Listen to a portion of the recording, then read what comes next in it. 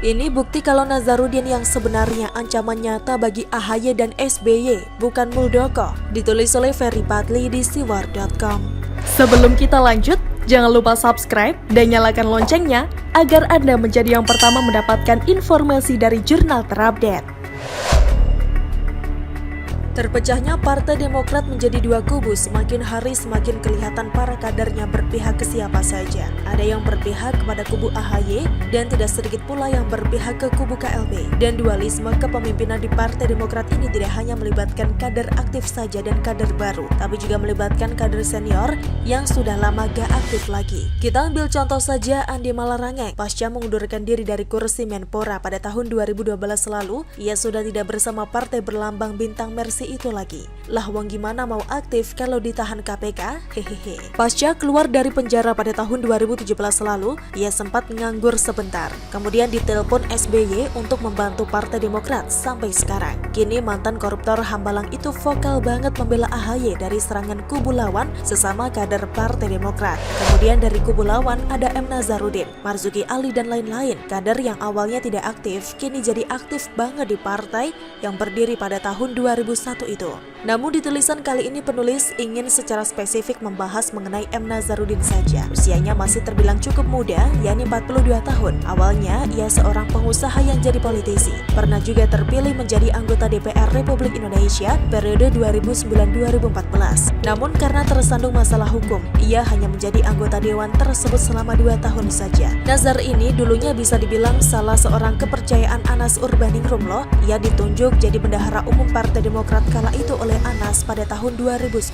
Namun lagi-lagi ia tidak menuntaskan masa jabatannya itu lantaran keburu ditangkap KPK pada tahun 2001 lalu. Nazar disebut ikut terlibat dalam korupsi pembangunan Wisma Atlet di Palembang, Sumatera Selatan. Karena ulahnya tersebut, ia pun kala itu divonis 13 tahun penjara oleh majelis hakim dan pada Agustus 2020 lalu dinyatakan bebas murni. Nah, sebenarnya yang paling berbahaya bagi kubu AHY adalah Nazarudin ini, bukan Muldoko, bukan pula Max Sopacua, Johnny Allen Marbun dan lain-lain. Pertanyaannya kenapa Nazar? Berikut penjelasannya. Intinya begini, Nazar pegang kartu as salah satu anggota keluarga Yudhoyono, yakni Ibas. Sebagaimana dulu ia pernah ungkap ke publik bahwa ada keterlibatan Ibas di kasus korupsi Wisma Atlet. Putra bungsu SBY tersebut yang saat itu menjabat sebagai sekjen Partai Demokrat disebutnya menerima uang sebesar $200.000 Amerika Serikat atau setara dengan 2,3 miliar rupiah. Yang mana pernyataannya itu dibenarkan oleh saksi lainnya bernama Yulianis atau mantan anak buah Nazarudin. Hanya saja menurut Yulianis, KPK kala itu tidak berani menindak Ibas lantaran dilarang atau ditolak oleh kedua komisionernya, yaitu Bambang Wijoyanto dan Abraham Samad, yang mana informasi itu ia dapatkan sendiri dari penyidik KPK. Saya tanya ke KPK, kenapa KPK tidak panggil saudara Edi Baskoro? Si penyidik bilang ke saya, ditolak Bu, karena menurut komisioner adalah teman. Ujar Yulianis menceritakan apa yang disampaikan oleh penyidik lembaga anti rasuah tersebut pada 24 Juli 2017. Jadi berdasarkan pernyataan Yulianis itu, kasus Ibas saat ini lagi mandek dan tidak menutup kemungkinan kedepannya dilanjutkan lagi. Apalagi ada beberapa peluang yang bisa dimainkan. Pertama, bapaknya SBY sudah tidak berkuasa lagi, sehingga kecil kemungkinan ia akan mengintervensi penegakan hukum. Kedua, Abraham Samad dan Bambang Wijoyanto sudah bukan komisioner KPK lagi. Artinya mereka juga tidak punya power lagi untuk melindungi waketum Partai Demokrat itu.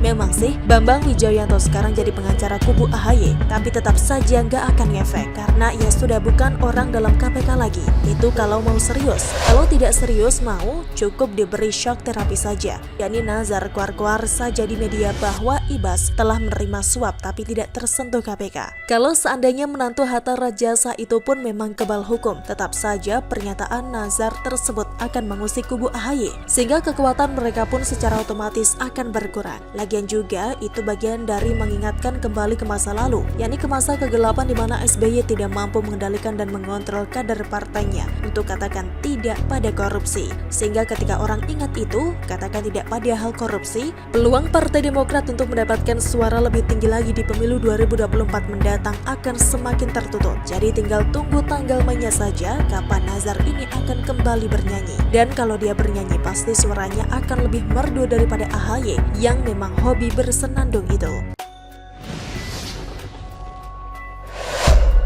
AHY yang malang. menanggung dosa besar SBY. Ditulis oleh Muklas Primawardani di siwar.com. Sebelum kita lanjut, jangan lupa subscribe dan nyalakan loncengnya agar Anda menjadi yang pertama mendapatkan informasi dari jurnal terupdate.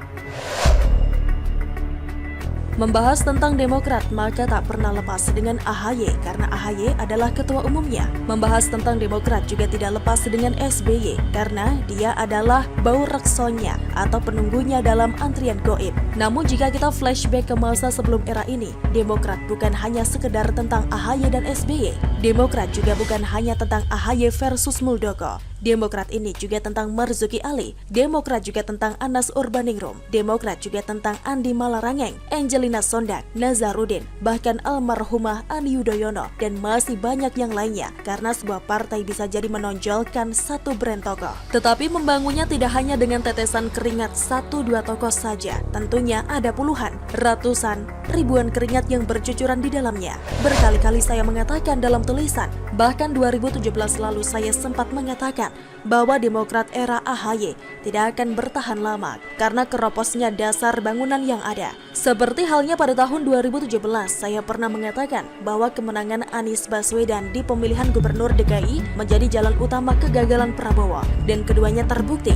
Masa depan amat sangat dipengaruhi dengan masa sekarang, dan masa sekarang amat dipengaruhi dengan masa lampau. Tanpa harus membahas sunatullah atau hukum Allah pun, masa depan seseorang bisa sedikit ditebak jika kita mencoba menerka apa saja yang dia lakukan pada masa lampau. Jokowi takkan mungkin jadi Presiden Republik Indonesia tanpa mencalonkan diri jadi gubernur.